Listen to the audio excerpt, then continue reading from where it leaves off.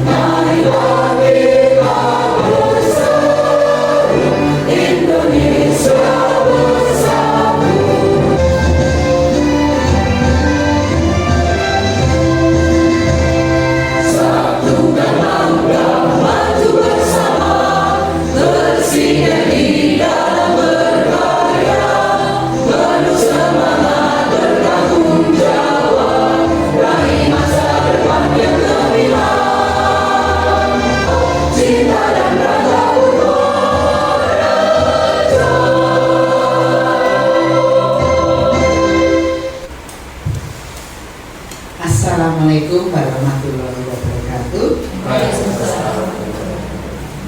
Yang kami hormati Bapak Ibu Guru tamu undangan acara diseminasi budaya aktif budaya positif SD Negeri 1 Meranti.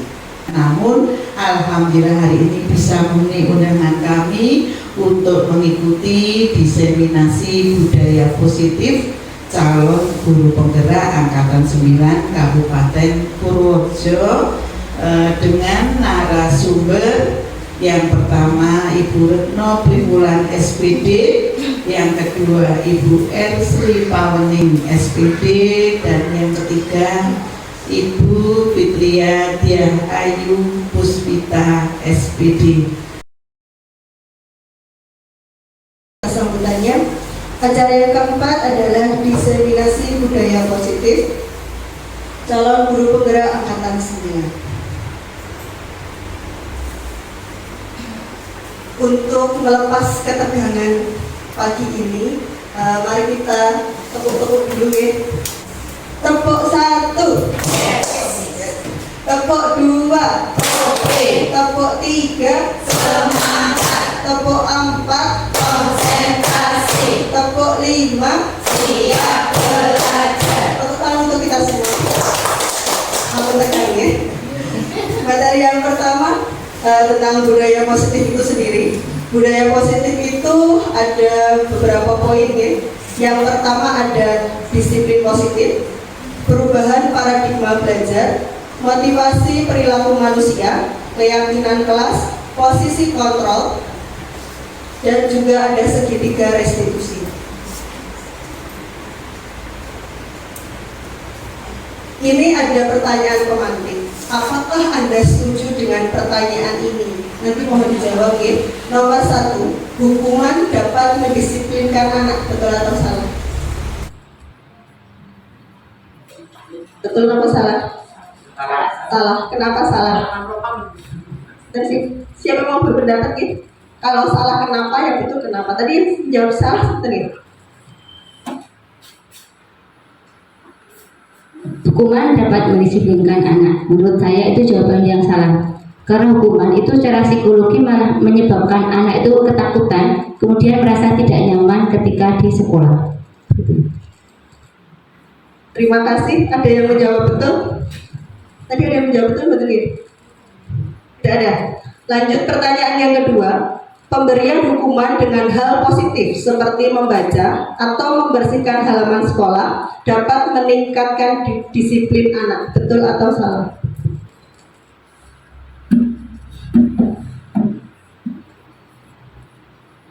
Betul apa salah?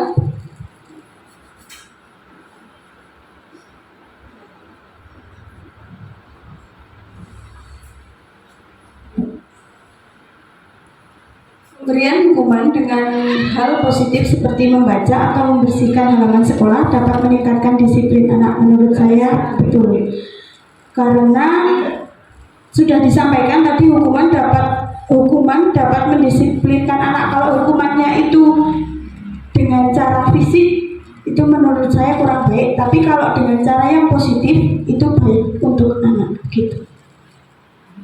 Terima kasih, berarti setuju ya atas. Ada yang berpendapat lain tidak setuju?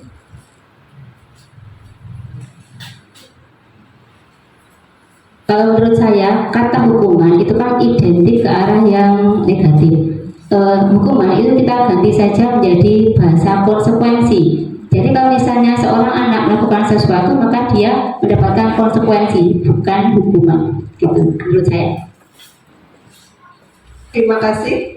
Ada yang menjawab betul dan ada yang menjawab salah. Untuk pertanyaan yang ketiga, memberi penghargaan dapat meningkatkan motivasi belajar anak. Betul atau salah?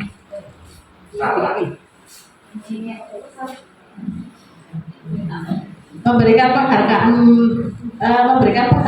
dapat meningkatkan motivasi belajar anak. Menurut saya itu betul. Penghargaan itu tidak harus berupa materi, Ibu. Karena penghargaan untuk anak itu bisa berupa sanjungan, bisa juga berupa misalnya kita memberikan jempol 1, jempol 2, itu sudah menunjukkan motivasi ke anak, dapat meningkatkan motivasinya anak.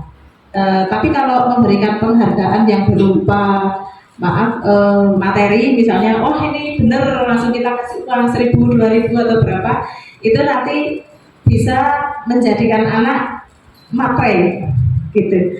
Jadi bisa kita katakan benar, bisa juga kita katakan salah, itu tergantung dengan apa yang kita berikan penghargaan tersebut gitu.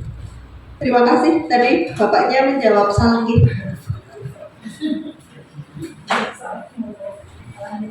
Menurut saya, memberi penghargaan dapat meningkatkan motivasi belajar itu salah. Karena apa?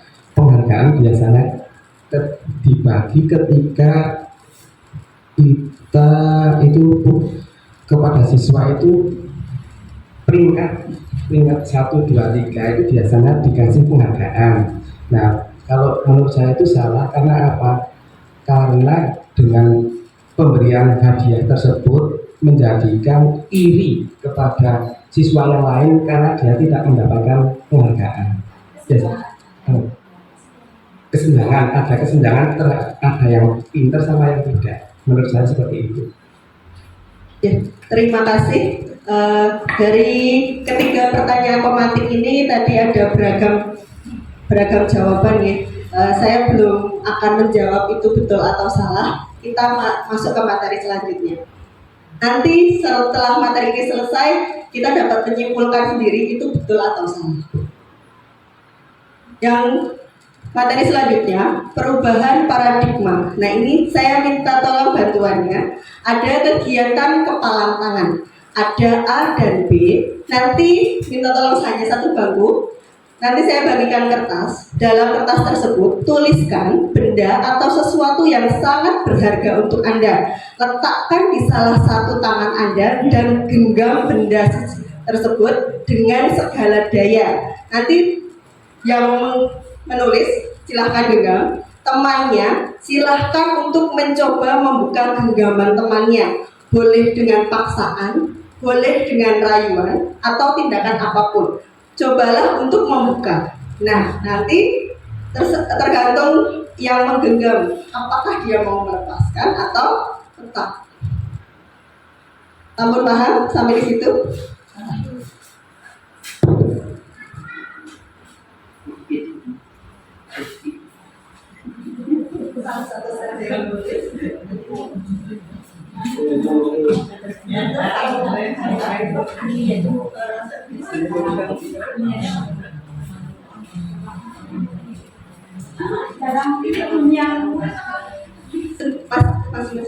Bebas mau menuliskan benda atau cerita apa yang menurut panjenengan itu menarik atau rahasia, boleh. Misalkan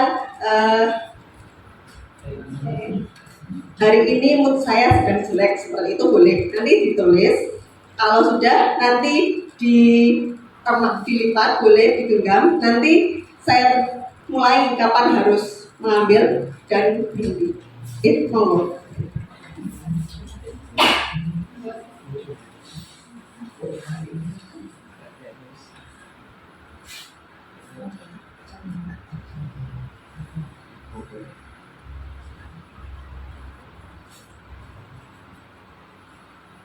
Nanti teman yang satunya lagi itu bisa membujuk, mengancam, menghardik, merayu, menyuap atau apapun agar dapat membuka kepala temannya.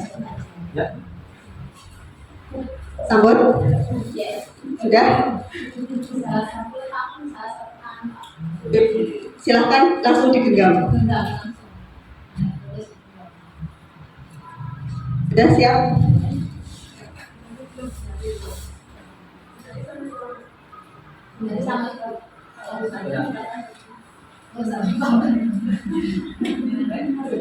Sudah siap ya? 1 menit cukup ya? Saya mulai dari sekarang, monggo.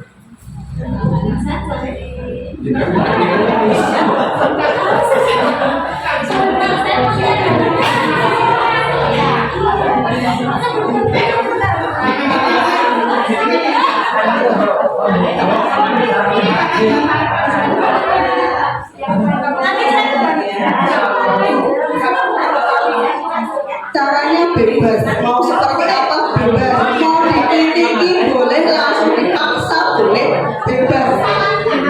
Mau diiming-imingi sesuatu boleh. Sambut.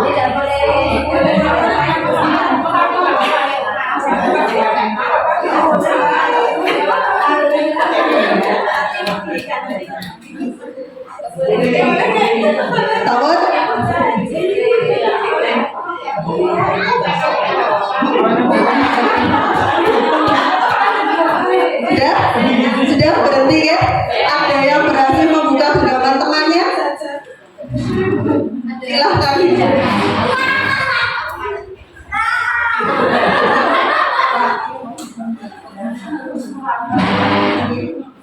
Oh, ya tadi Ibu Tri Suswandari itu merayunya itu menyentuh hati. Saya nggak kuat kok dipegang terus.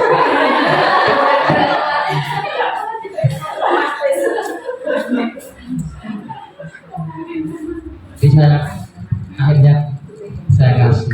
Akhirnya diberikan. Yang berhasil mempertahankan genggamannya?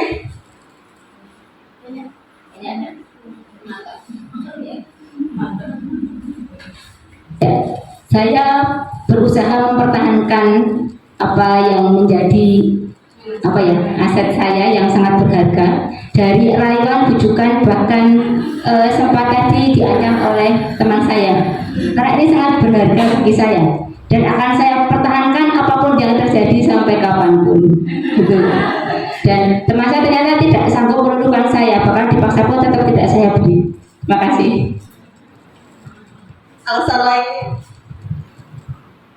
Saya memberikan yang digenggam saya karena dari Bundari dijanjikan banyak sekali. Bundari katanya saya minta jajan boleh, terus saya minta ke Indomaret juga boleh, terus jajan yang apa aja yang saya minta boleh, jadi kan ya tergiur. Ya, terima kasih. Untuk satu lagi. Sambil sinambung gitu.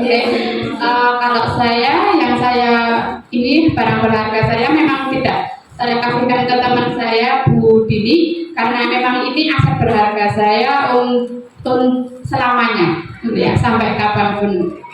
Maten mawon. Tadi Bu Dini juga hampir merebut sama menghargai. Nanti aku jelek, nggak boleh, gitu. Terima kasih. Terima kasih atas masukannya.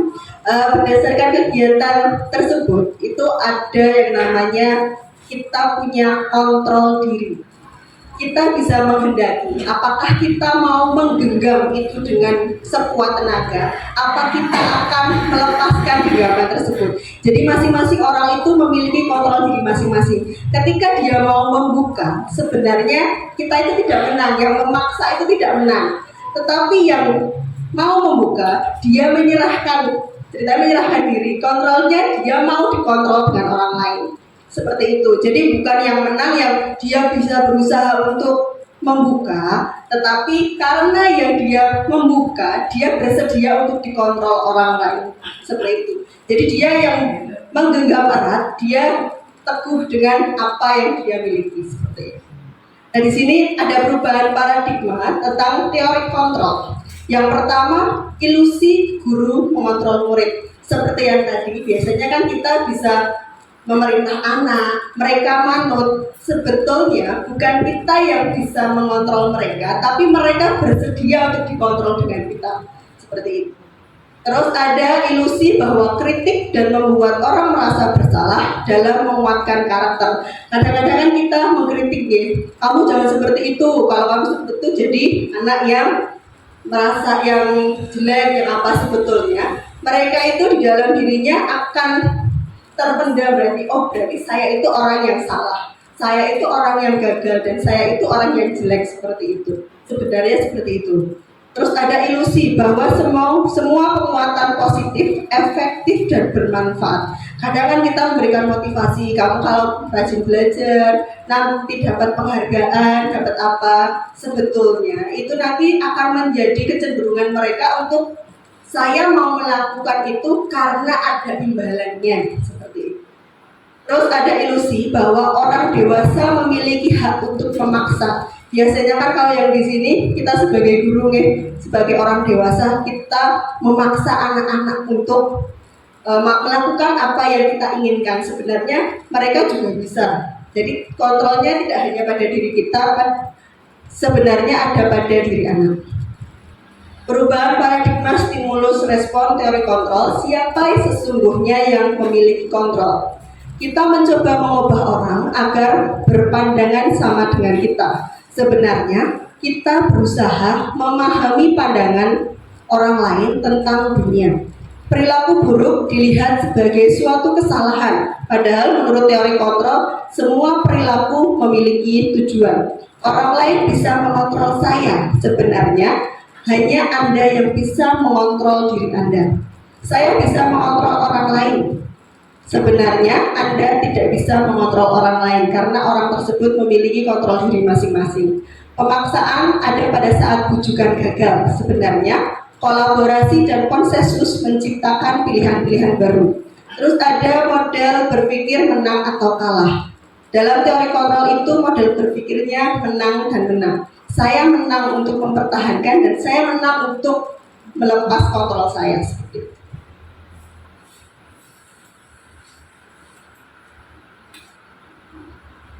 Arti kata disiplin. Disiplin itu apa? Monggo berpendapat. Disiplin adalah, Menurut saya disiplin itu mengerjakan sesuatu tepat waktu. Ya. ada yang lainnya monggo. Disiplin apa? Sudah menambah ikut berkiprah.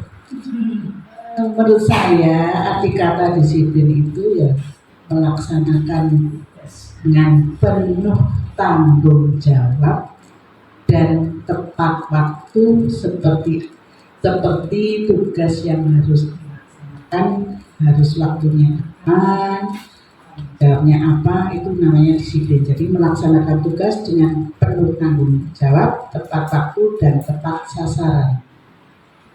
Terima kasih Ibu.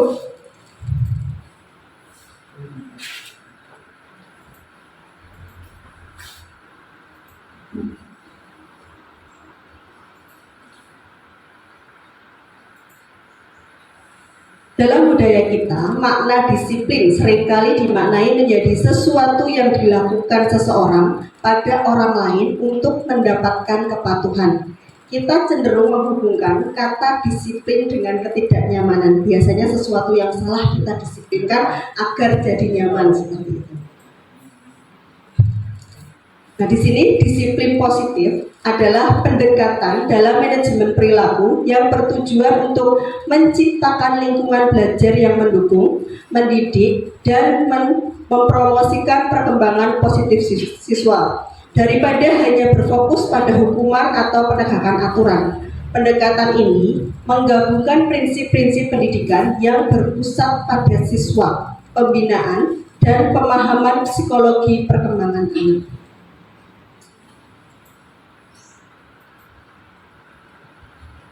Nilai-nilai kebajikan universal adalah sifat positif manusia yang merupakan tujuan mulia yang ingin dicapai setiap individu. Nilai tersebut bersifat universal dan lintas bahasa, suku, bangsa, agama, maupun latar belakang. Di sini ada setiap perilaku atau perbuatan itu memiliki suatu tujuan.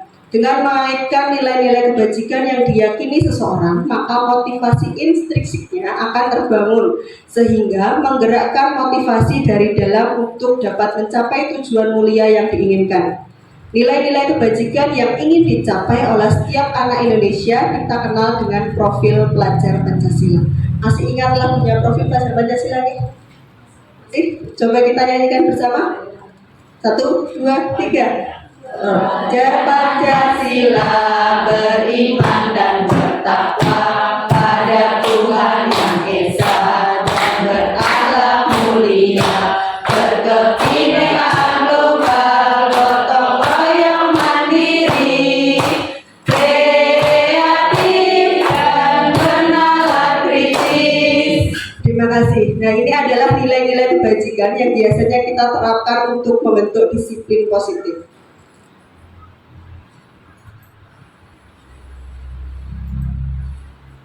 Selanjutnya akan diteruskan oleh Ibu Ersi Parmi.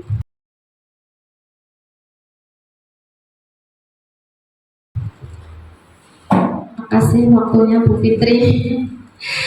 Ya, aplaus dulu untuk Bu Fitri yang dari awal sampai ke teori kontrol sudah membahas segala macamnya ya.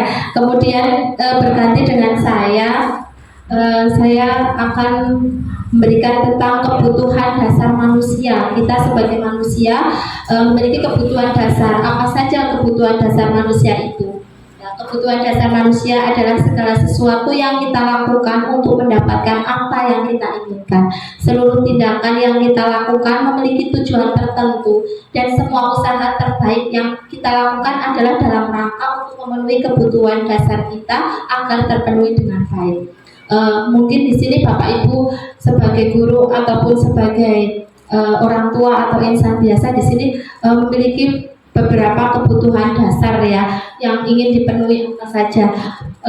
Bisa disebutkan di sini ada 5 kebutuhan dasar, yaitu kasih sayang dan rasa diterima atau kebutuhan untuk diterima. Kemudian tentang penguasaan, kebutuhan pengakuan atas kemampuan kita memiliki kemampuan apa. Kemudian kebebasan, kebutuhan akan memilih, kesenangan, kebutuhan untuk merasa senang, dan kebutuhan bertahan hidup.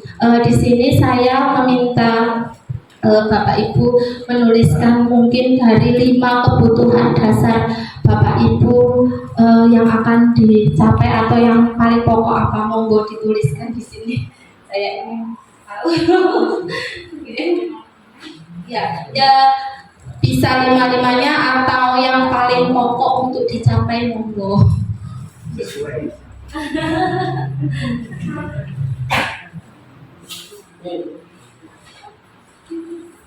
Saya.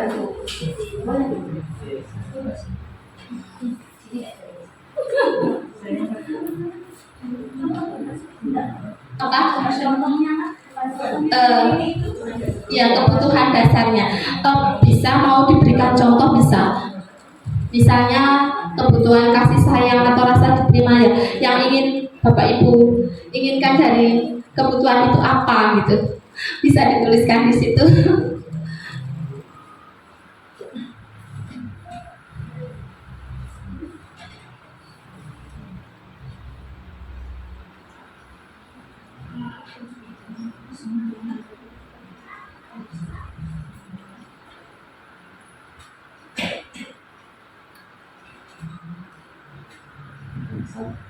anak itu bebas.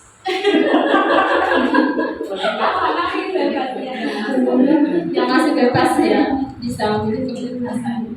Kebebasan yang bagaimana monggo.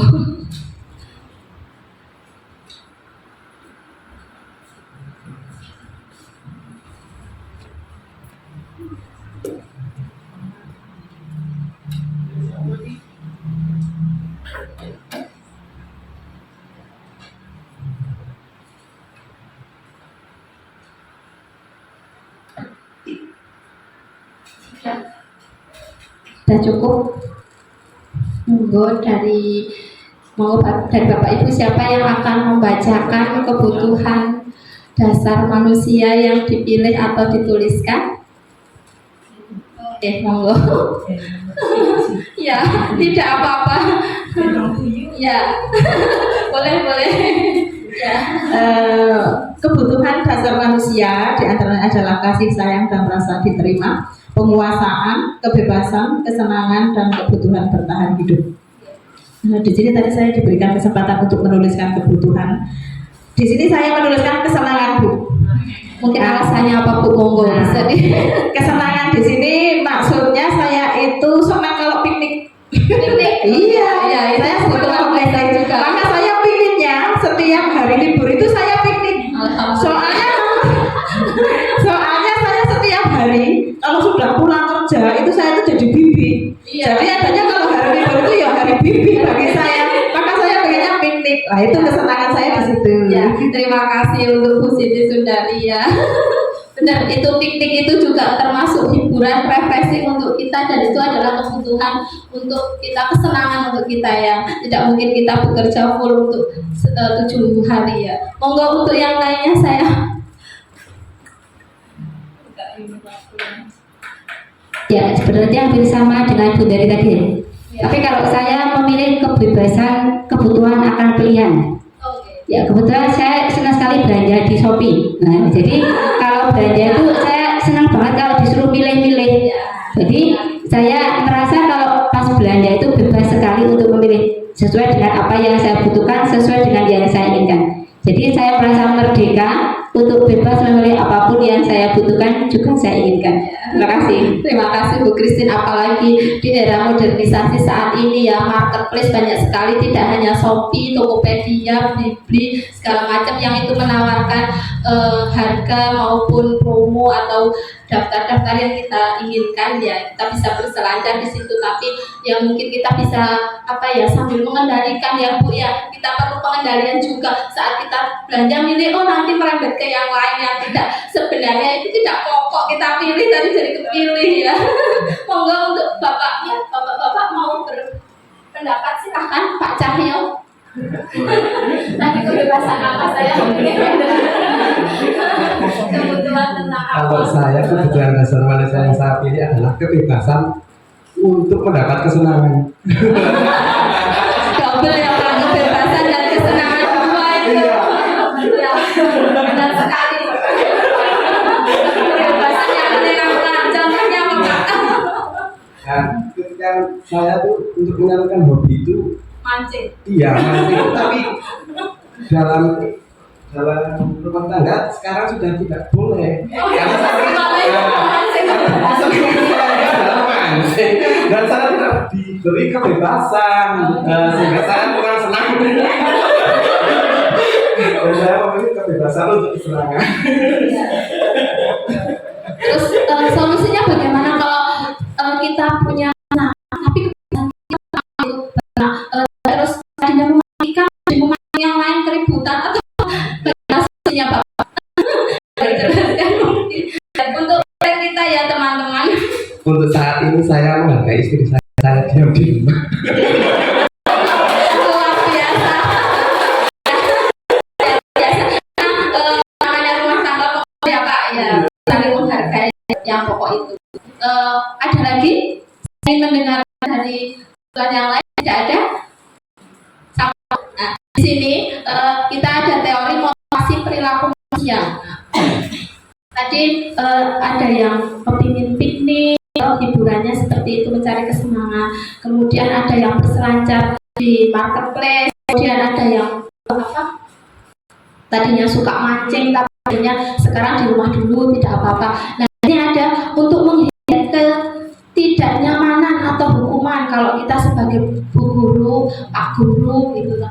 Apa yang akan terjadi apabila saya tidak melakukannya? Nah,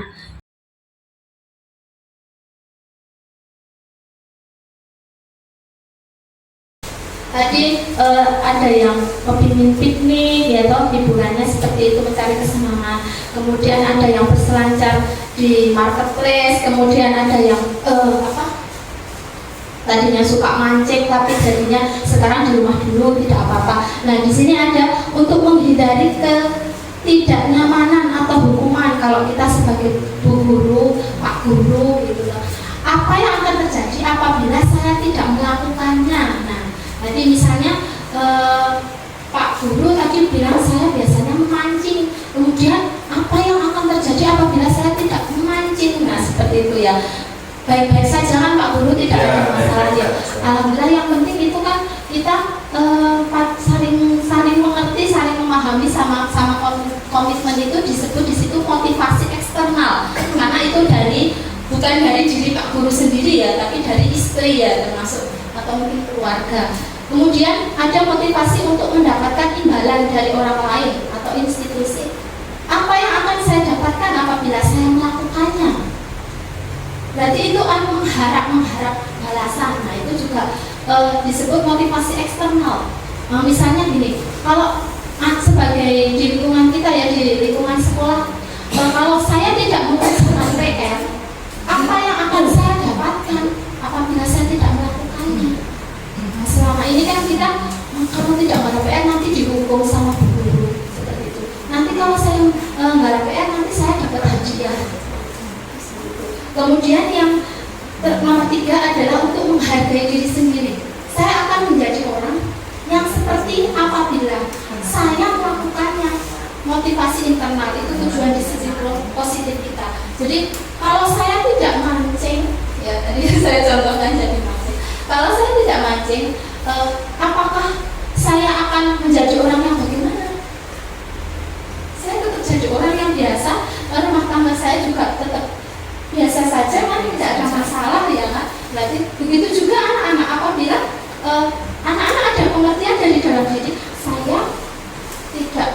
saya mengerjakan PR ini bukan karena saya akan mendapat hadiah dari ibu, tapi karena itu adalah tanggung jawab dari sang yang maha. Itu adalah motivasi internal, apa yang ada dalam diri kita sendiri, kesadaran untuk diri kita sendiri ya. Seperti tadi Bu Christine berselancar ya, tapi kita kemudian sadar, oh ini saya hanya butuh beli ini saja, tidak sampai kemana-mana, sampai merupakan tanggung jawab sebagai ibu atau bu guru ya Bu. Tentunya memang itu salah satu dari hobi ya, untuk refreshing juga, piknik juga iya untuk keluarga. Tapi kan kita bisa membagi waktu mana saat kita memanfaatkan waktu untuk berselancar di dunia maya ataupun untuk manusia. Nah, tadi kita sudah membahas dari sini motivasi eksternal yang dari luar itu untuk menghindari ketidaknyamanan atau hukuman. Nah, jadi anak tuh kadang berpikir kalau saya tidak mengerjakan tugas nanti saya dihukum sama bu guru, saya tidak nyaman, nanti saya diejek sama teman-teman. Dan saya kalau tidak menggarap atau saya tidak mendapatkan nilai, nanti saya tidak dapat hadiah. Saya tidak diuji, nanti kalau kamu juara 1 ibu belikan sepeda gitu, benar atau tidak? Itu motivasi dari mana sebenarnya? Selama ini kan kita menanamkan ke anak atau peserta didik kita seperti itu ya, ternyata ini bu guru kasih permen, bu guru kasih uang, seperti itu lah.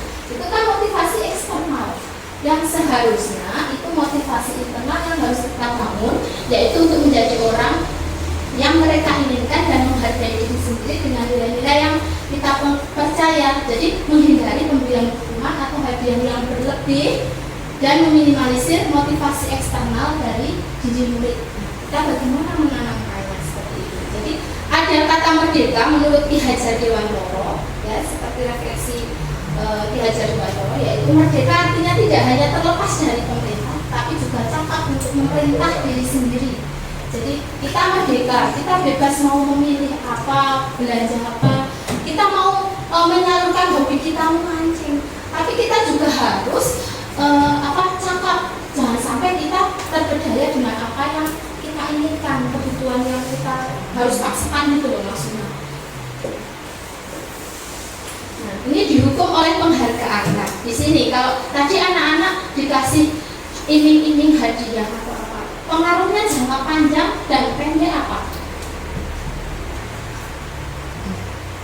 Pengaruhnya jangka panjang dan pendek. Nah, di sini kan kadang-kadang anak terus, saya kalau tidak juara nanti saya tidak dapat hadiah dari bu guru. Itu jangka pendeknya. Saya harus belajar dong. Saya mendapatkan itu. Nanti kan saya dipanggil ke depan, juara 1 dari kelas ini siapa majunya.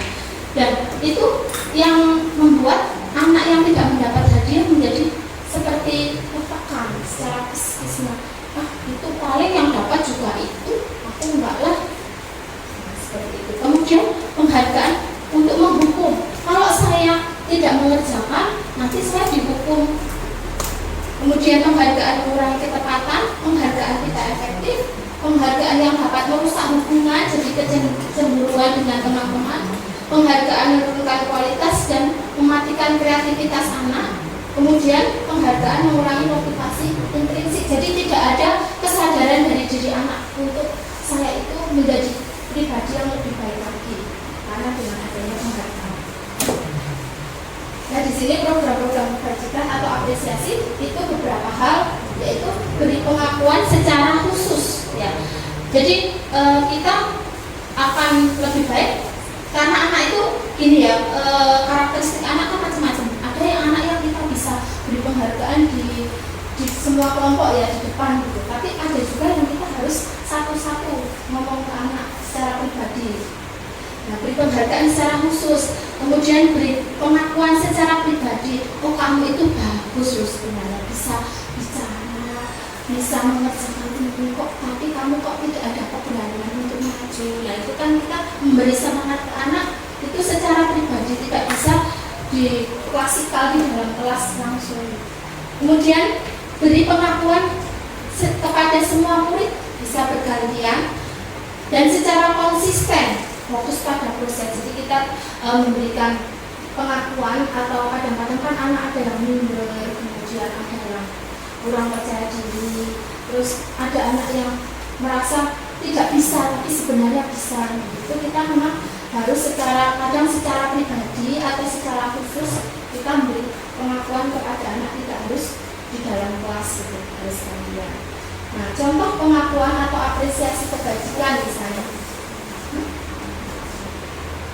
Kemarin saya perhatikan ada anak yang misalnya, kok anak ini biasanya diam, kok tiba-tiba berani ngomong. Nah, kita secara empati memberikan nilai kebajikan seperti ini.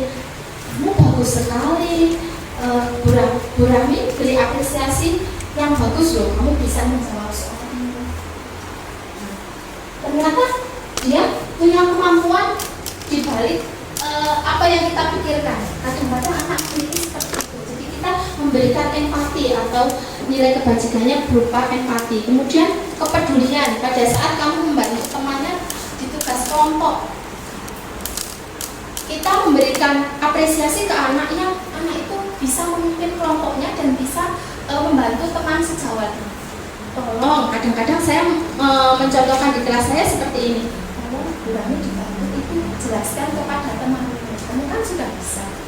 Jadi kita selain memberi kepercayaan ke anak, kita juga memberikan anak itu kepercayaan dirinya. Oh, ternyata saya dipercaya sama Bu Guru, saya mampu untuk membantu teman saya. Kemudian rasa tanggung jawab. Saya juga memberikan terima kasih untuk rasa tanggung jawab kamu. Kamu sudah membersihkan kelas ini dengan baik tanpa ibu suruh. Jadi awal mulai saya di kelas itu, awal-awal kan namanya pergantian ini beda ya, mungkin di kelas sebelumnya dengan di kelas yang saya pegang ya. Oh beda, ternyata dulu itu setelah berdoa pulang ya sudah nyapu apa adanya, terus dibuang sampahnya sudah. Nah, kalau di kelas saya kan ketika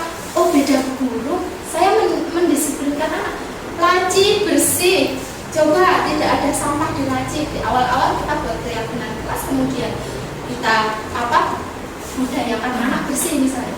Terus sekarang sudah berjalan dengan kesadaran anak sendiri.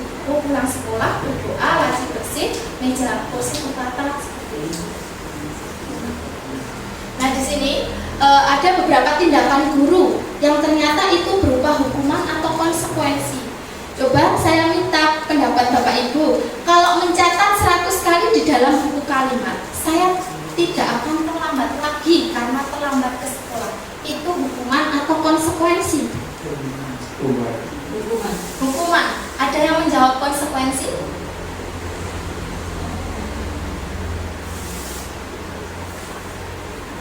Hukuman ya? Ya, benar, itu hukuman. Mencatat 100 kali di dalam buku kalimat saya tidak akan terlambat. Kalau zaman saya sekolah dulu seperti itu, kadang suruh menulis berapa halaman itu satu saja kalimatnya itu penuh. Kemudian yang kedua, lari mengelilingi lapangan basket 2 kali karena terlambat hadir di sekolah. Hukuman. Ya, mungkin kalau pas PJUK tidak hukuman ya. Pas pelajaran olahraga pas gitu kan, lari. Kalau tidak olahraga lah itu hukuman ya mungkin. Pas pelajaran PJUK mas. Kemudian murid diminta untuk push up 15 kali karena tidak menggunakan masker ke sekolah. Hukuman. Menggantikan tugas teman yang telah dicoret-coret. Konsekuensi dari perbuatannya, terus mengganti tugas temannya. Konsekuensi. Nah, ya, konsekuensi. Ada yang jawab hukuman? Konsekuensi ya Bu ya. Nah, membersihkan tumpahan air di meja tulis karena tersenggol pada saat belajar. Konsekuensi ya. Kemudian murid disuruh untuk mengenakan sepatu seharian karena tidak mengenakan itu ya. Mohon maaf, murid disuruh tidak mengenakan sepatu seharian di sekolah karena tidak mengenakan sepatu hitam. Jadi karena ada aturan di sekolah itu sepatunya hitam, dia pakai sepatu ada putih atau coklatnya, terus disuruh tidak memakai sepatu seharian. Hukuman atau konsekuensi? Hukuman. Kemudian lari mengelilingi lapangan basket 2 kali karena terlambat 10 menit untuk pelajaran PJOK. Lah ini hampir sama dengan nomor 2 tadi karena pelajaran PJOK, jadi konsekuensi ya. Ya. Nah, di sini Bapak Ibu bisa membedakan mana yang tindakan guru yang disebut hukuman atau konsekuensi. Nah, di sini perbedaan hukuman dan konsekuensi. Hukuman itu menyakitkan, harus terjadi. Kalau konsekuensi itu sesuatu harus terjadi. Jadi apa yang kita lakukan, dan kita konsekuen. Kita sudah mencoret buku anak, ya kita mengganti buku tersebut ya. Kalau namanya itu mencoret buku temannya istilahnya. Membuat anak sakit fisik maupun hati untuk jangka waktu yang lama. Kalau hukuman itu membuat anak sakit. Wong itu yang dapat itu terus aku ya udah mengerjakan saja semampuku sebisaku. Jadi tidak ada dorongan untuk anak itu berbuat lebih baik lagi. Kemudian membuat anak merasa tidak nyaman dalam jangka waktu pendek. Itu konsekuensi ya. Itu kalau hukuman jangka waktu yang lama membekas di ingatannya. Kalau konsekuensi ya sudah, kamu sudah mengganti catatanku, terima kasih ya. Jadi tidak jadi marah. Anak membenci kedisiplinan, itu hukuman. Aku kalau tidak disiplin aku selalu dihukum. Jadi dia membenci dengan kedisiplinan. Kalau konsekuensi, anak menghargai disiplin. Kemudian hukuman terkesan pemaksaan. Kalau tidak memakai sepatu hitam, kamu tidak usah bersepatu. Memaksa. Stimulus tambahan di sini, konsekuensinya yuk, kamu sudah tidak mengerjakan tugas, ya sekarang kamu kerjakan di sini, dulu tunggu. Itu konsekuensinya dari apa yang dilakukan. Kemudian mendorong anak menyakiti diri sendiri dengan dihukum itu, anak itu jadi minder, merasa apa ya, aku kayak gini, menyakiti diri sendiri. Kemudian anak agar mudah menyesuaikan diri ya, konsekuensi. Kemudian konsep dirinya buruk, konsekuensi, konsep dirinya baik. Anak belajar untuk menyembunyikan kesalahan, yang konsekuensi anak belajar mematuhi peraturan. Kemudian hukuman itu akan membuat anak marah, bersalah, mempertimbangkan konsekuensi itu kehilangan hak dibuat tidak nyaman diasingkan untuk sementara saja karena dari perbuatan itu. Untuk selanjutnya keyakinan kelas, silakan saya beri waktu untuk Bu Retno Ridwan.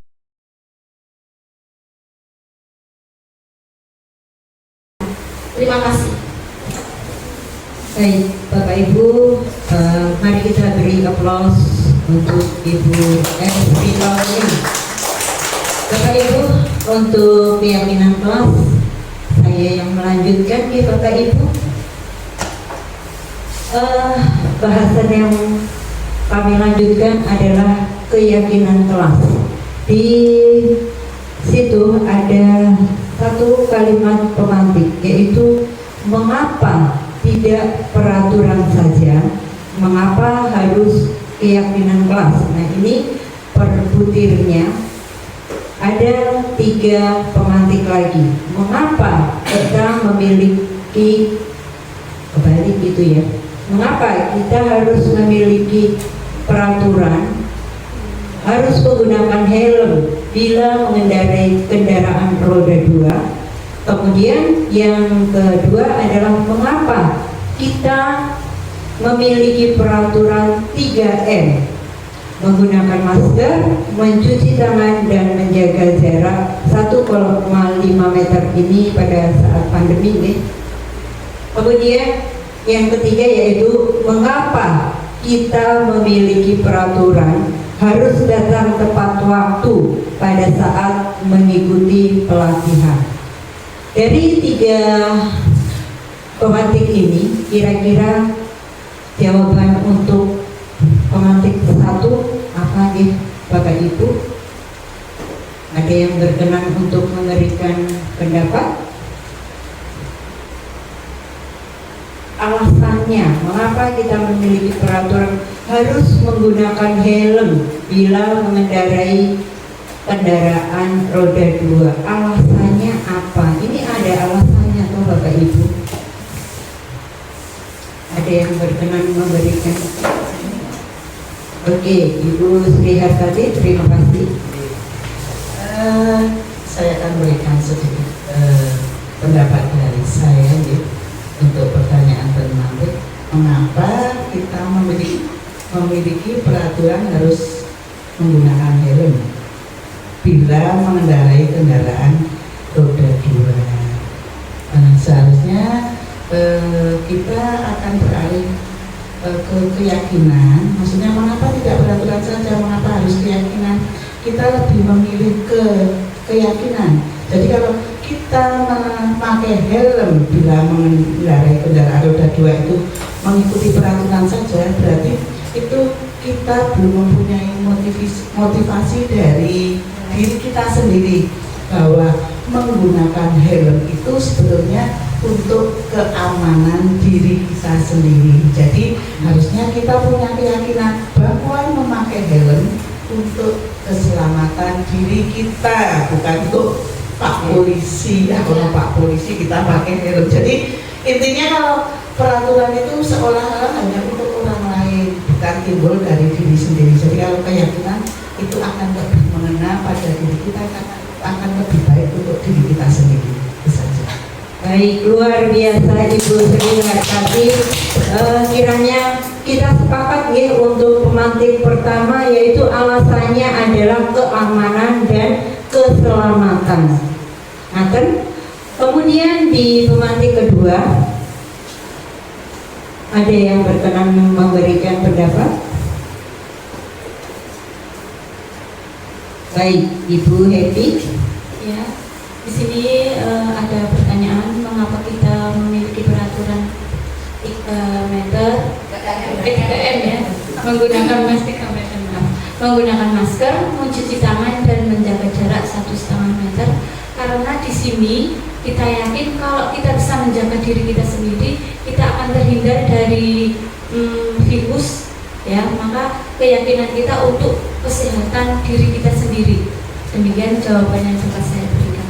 Terima kasih, luar biasa Ibu Happy. Ini berarti alasannya untuk kesehatan. Begitu ya Ibu Happy, luar biasa. Semuanya semuanya sepakat nih kalau pemantik 2 itu untuk kesehatan. Kemudian pemantik yang terakhir, barangkali ada yang berkenan untuk memberikan pendapat.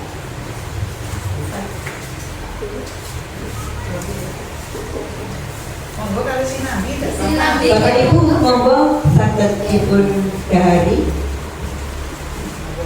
Mengapa kita memiliki peraturan harus datang tepat waktu pada saat mengikuti pelatihan? Tadi tepat waktu soalnya jadi saya asik. Karena melatih kedisiplinan. Sampun, tetap, terima kasih Pak Cahyo, luar biasa. Ternyata dari ketiga ini Bapak Ibu sudah targetnya menembak pada target yang benar, yaitu dari pemantik yang ke-1 adalah alasannya kesehatan, keamanan dan keselamatan. Kemudian pemantik yang kedua adalah alasan kesehatan, dan yang ketiga adalah kedisiplinan. Kira-kira kita sepakat nih 3 alasan itu. Nah, inilah 3 kalimat, 3 kata sakti itulah yang menjadi keyakinan kita.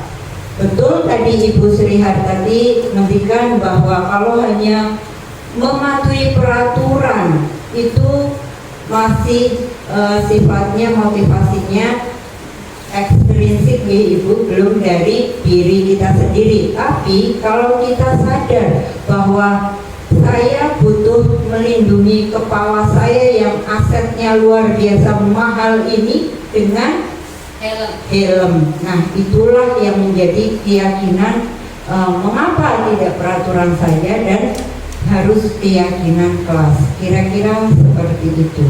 Next, lanjut.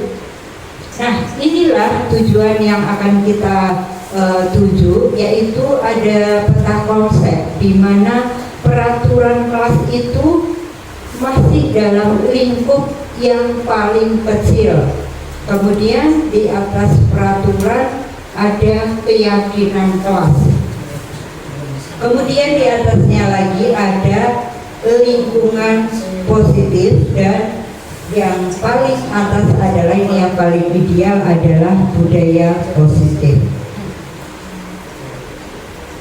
Baik Bapak Ibu, kami lanjutkan ke bahasan selanjutnya, yaitu restitusi dan 5 posisi kontrol. Ada 5 posisi kontrol dalam restitusi, yaitu yang pertama adalah penghukum. Seorang penghukum biasa bisa menggunakan hukuman fisik maupun verbal. Orang yang menjalankan posisi penghukum senantiasa mengatakan bahwa sekolah memerlukan sistem atau alat yang dapat lebih menekan murid-murid lebih dalam lagi. Guru-guru yang menerapkan posisi penghukum akan berkata, patuhi aturan saya, atau awas. Nah, nih, atau gini, kamu selalu saja salah. Kemudian yang kedua, pembuat merasa bersalah. Pada posisi ini biasanya guru akan bersuara lebih lembut. Ini tidak perlu menggunakan kata-kata yang strong. Ini seperti omong-omong atau ngobrol biasa, tetapi di dalamnya itu contohnya seperti ini. Ibu sangat kecewa sekali dengan kamu. Nah, itu diutarakan atau dikatakan tidak dengan membentak-bentak, tapi dengan suara yang lemah lembut. Kemudian, berapa kali Bapak harus memberitahu kamu ya? Atau Ibu sangat kecewa loh, itu juga bisa. Ada lagi gini, Ibu kan tadi sudah menjelaskan kenapa kamu tidak memperhatikan. Ibu kan jadi capek harus menjelaskan lagi. Nah, itu juga masuk pada pembuat merasa bersalah. Lanjut. Kemudian yang ketiga adalah teman. Biasanya guru yang memposisikan pada posisi kontrol teman akan berkata demikian. Ayo bantulah demi Bapak ya. Nah, kemudian ayo ingat tidak bantuan Bapak selama ini, yang meminta imbal balik, seolah-olah mengungkit apa yang sudah Bapak atau Ibu guru berikan. ya sudah tidak apa-apa, kali ini tidak apa-apa. Nah itu juga masuk pada posisi kontrol teman. Lanjut. Kemudian yang keempat adalah pemantau. Biasanya guru atau orang pada posisi kontrol pemantau ini sering sekali banyak menggunakan data atau statistika untuk mengumpulkan suatu data sehingga dia akan bisa berkata untuk menunjukkan bahwa si murid itu sedang melakukan kesalahan. Peraturannya apa? Contohnya seperti itu. Apa yang telah kamu lakukan? Sanksi atau konsekuensinya apa? Dan seterusnya. Hanya sendiri. Seorang manajer telah memiliki keterampilan di posisi teman maupun pemantau, dan dengan demikian bisa jadi di waktu-waktu tertentu kembali pada kedua posisi tersebut bila diperlakukan. Jadi Bapak Ibu, posisi manajer inilah posisi yang paling ideal karena posisi ini tentunya memberikan solusi dalam menghadapi suatu kasus terhadap murid dan berusaha menyelesaikan. Nah ini jika kami rangkum tadi 5 posisi kontrol, yaitu penghukum, pembuat merasa bersalah, posisi teman, pemantau, dan manajer. Pada penghukum dan pembuat merasa bersalah yaitu untuk sekedar menghindari hukuman, di mana hal ini akan menghasilkan identitas yang gagal bagi murid. Kemudian identitas berhasil atau sukses itu ada pada posisi teman dan pemantau. Kemudian yang terakhir ini terkontrol dari luar. Dan yang terakhir identitas berhasil atau sukses yang kontrol dari dalam diri, yaitu pada posisi manajer. Setelah 5 posisi kontrol, yaitu yang selanjutnya restitusi. Apa itu restitusi? Restitusi adalah proses menciptakan kondisi bagi murid untuk memperbaiki kesalahan mereka, sehingga mereka bisa kembali pada kelompok mereka dengan karakter yang lebih kuat. Restitusi juga merupakan proses kolaboratif yang mengajarkan murid untuk mencari solusi untuk masalah mereka. Nah, ini bagian dari restitusi, yaitu membagi menjadi identitas gagal. Ini yang murid rasakan ketika mereka mendapatkan suatu masalah ataupun kasus, di mana ketika guru memposisikan sebagai penghukum, maka murid akan merasa menjadi identitas gagal. Kemudian pada konsekuensi, dua-duanya dalam posisi disiplin, namun ada pembedanya. Kalau konsekuensi itu sifatnya netral, namun pada restitusi itu arahnya lebih positif. Inilah 3 langkah segitiga restitusi untuk menyelesaikan suatu masalah atau kasus. Yang pertama pada sisi dasarnya yaitu menstabilkan identitas. Kemudian sisi yang kedua adalah memvalidasi kebutuhan, validasi tindakan yang salah. Kemudian yang sisi selanjutnya adalah menanyakan keyakinan. Bapak Ibu, izinkan saya untuk sekedar memberi sedikit apa itu restitusi, mungkin lebih mudah dipahami dalam bentuk penyajian kasus secara langsung.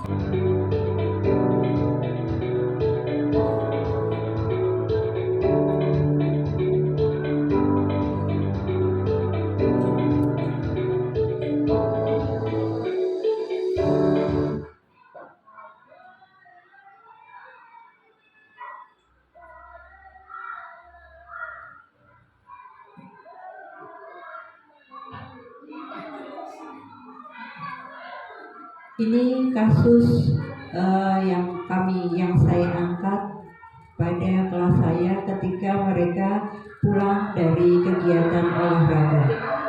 Nah, ini adalah bagian pertama restitusi, yaitu menstabilkan identitas.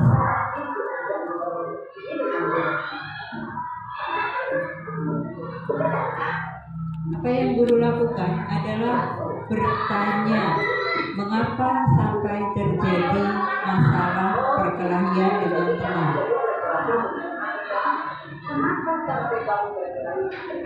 Guru tidak mementingkan mencari siapa yang salah ataupun siapa yang benar.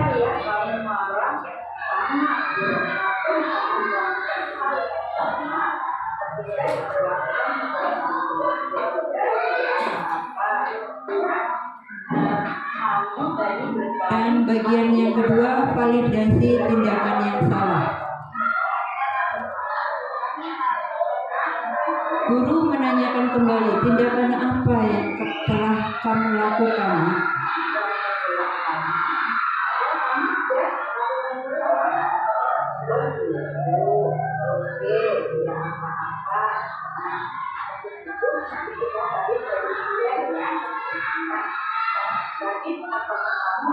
Nah, ini adalah langkah menanyakan keyakinan. Kita kembalikan lagi pada keyakinan kelas yang pernah kami buat.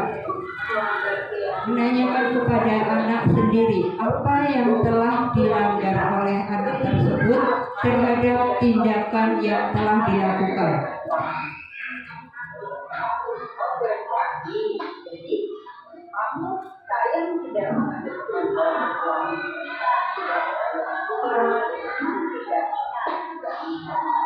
Nilai keyakinannya adalah tidak menghormati teman. Nah, guru memberikan solusi. Anak sendiri yang akan memikirkan harus berbuat apa.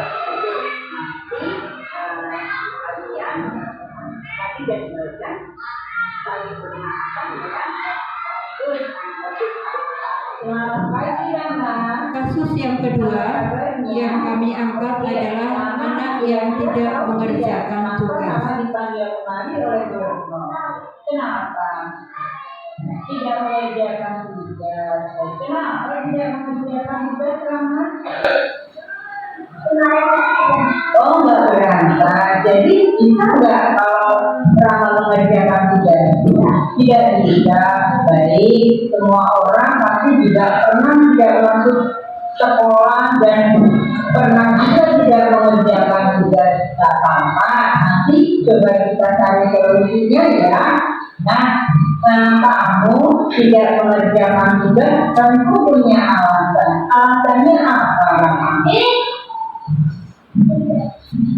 Tidak berangkat sekolah. Jadi pada saat itu tahu nggak materinya apa?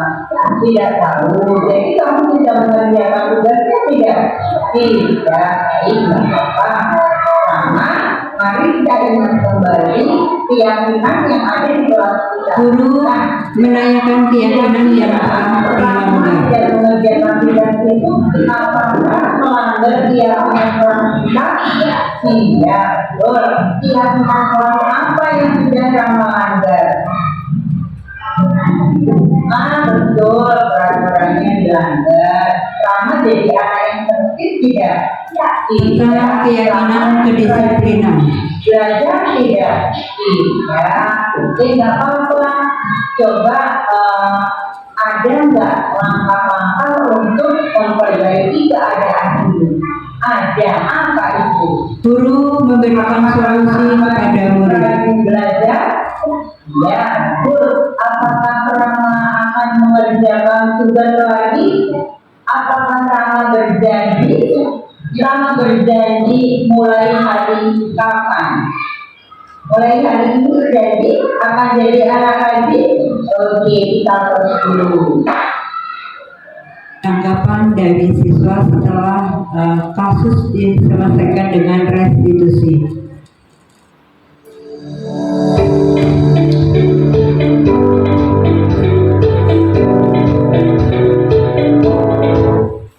Intinya dengan kita mencari nilai-nilai kebajikan universal yang dapat diambil dan diterapkan oleh semua orang. Demikian Bapak Ibu paparan yang kami haturkan kepada Bapak Ibu, ada untuk melepas rasa tegang lagi biar refresh lagi. Bapak Ibu berkenan untuk bernyanyi sebentar. Monggo silahkan berdiri saja, boleh.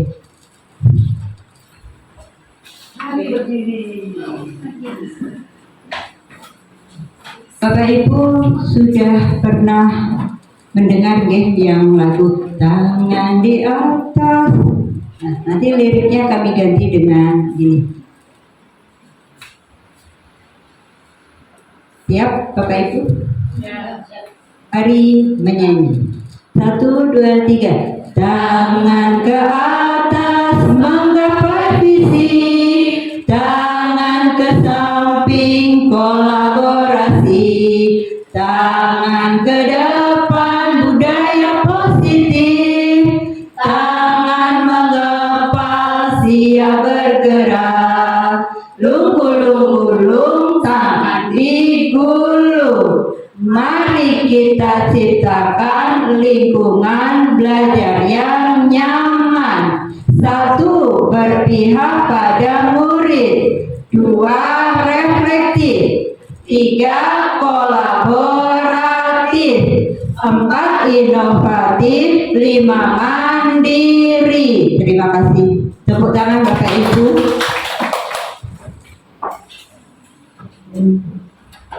Demikian acara diseminasi. Untuk acara selanjutnya kita akan melakukan praktek sebentar nih, praktek pembuatan keyakinan kelas. Jadi kita nanti akan membuat 2, ada peraturan kelas dan keyakinan kelas. Biasanya kalau peraturan kelas itu kita menggunakan bahasa yang negatif, sedangkan untuk keyakinan kelas biasanya kita menggunakan kata-kata yang positif. Misalkan kalau peraturan kelas kan tidak boleh berlari-larian, itu yang namanya peraturan kelas. Nanti kita ganti menjadi sebuah keyakinan kelas, kita jadikan kalimat tersebut menjadi kalimat positif. Itu. Yang pertama peraturan kelas dulu. Monggo dibuat peraturan kelas yang seperti apa yang biasanya diterapkan di kelas.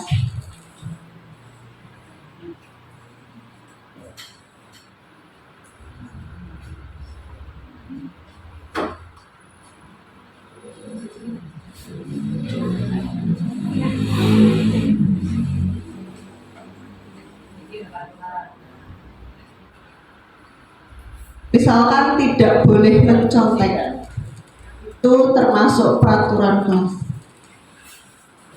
Betul? Selanjutnya tidak boleh makan saat pelajaran. Biasanya memang peraturan itu yang kita terapkan di kelasnya.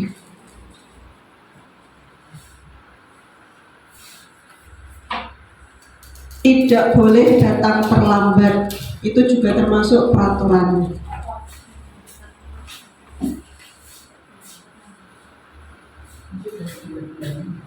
Tidak boleh terlambat. Takut?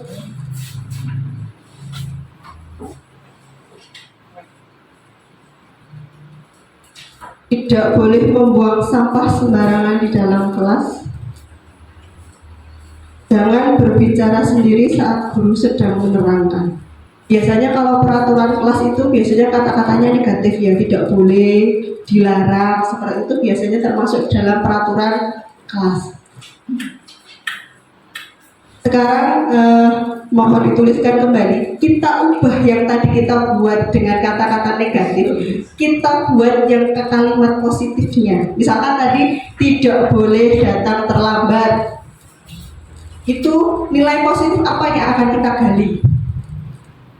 Misalkan tadi yang tidak boleh mencontek, berarti keyakinan kelas yang ingin kita terapkan itu berperilaku jujur.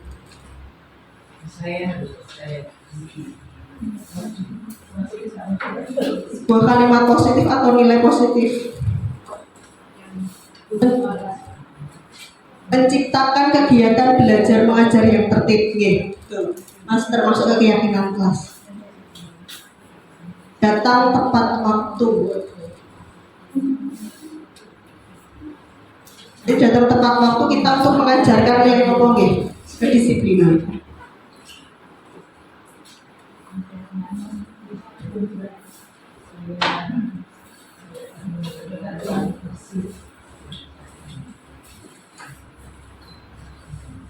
Sampun nggih, itu beberapa kita tentang peraturan kelas dan keyakinan kelas. Saya bacakan kembali. Di sini ada peraturan kelas: tidak boleh mencontek, tidak boleh makan saat pelajaran, tidak membuang sampah sembarangan di dalam kelas, tidak boleh datang terlambat, jangan berbicara sendiri saat guru sedang menerangkan, tidak boleh membuang sampah sembarangan. Sama nggih. Nah, dari peraturan kelas ini biasanya kita menggunakan kata-kata yang negatif. Sedangkan kita menuju pada keyakinan kelas. Jadi biasanya kita di kelas membuat sebuah keyakinan, dan keyakinan ini biasanya kita buat bersama dengan siswa. Kenapa kita melibatkan siswa? Karena kita ingin mengajarkan kemandirian dan tanggung jawab siswa. Ketika dia membuat keyakinan kelas itu sendiri, maka siswa didorong untuk melaksanakan apa yang telah dia buat. Jadi kita meningkatkan motivasi agar dia mau bertanggung jawab terhadap apa yang telah dia tentukan sendiri. Terus di sini ada berperilaku jujur, datang tepat waktu, makan dan minum pada jam istirahat, menciptakan kegiatan belajar, membuang sampah pada tempatnya, serta saling menghargai orang lain. Demikian tentang peraturan dan keyakinan kelas. Dan di sini ada diseminasi tentang budaya positif. Kesimpulannya dari budaya positif ini harus kita tanamkan pada peserta didik untuk mengubah karakter anak yang tadinya anak itu berkarakter jelek menjadi berkarakter yang lebih baik lagi. Serta tadi ada kelima posisi kontrol nih. Biasanya kan kita bekerja sebagai penghukum, kadang sebagai teman. Tadi ada 5. Dan posisi kontrol yang paling kita akan menuju atau idealnya itu adalah posisi sebagai manajer, karena kita dapat menyelesaikan masalah dengan anak itu diajak untuk berdiskusi sehingga dia itu menanamkan diri agar dia mandiri dan bertanggung jawab, dan dia diajak untuk ikut menyelesaikan masalahnya itu. Demikian diseminasi budaya positif yang dapat kami sampaikan. Kurang lebihnya mohon maaf. Terima kasih atas partisipasinya. Mari kita tutup acara pada siang hari ini dengan bacaan hamdalah bersama-sama. Alhamdulillahirabbil alamin.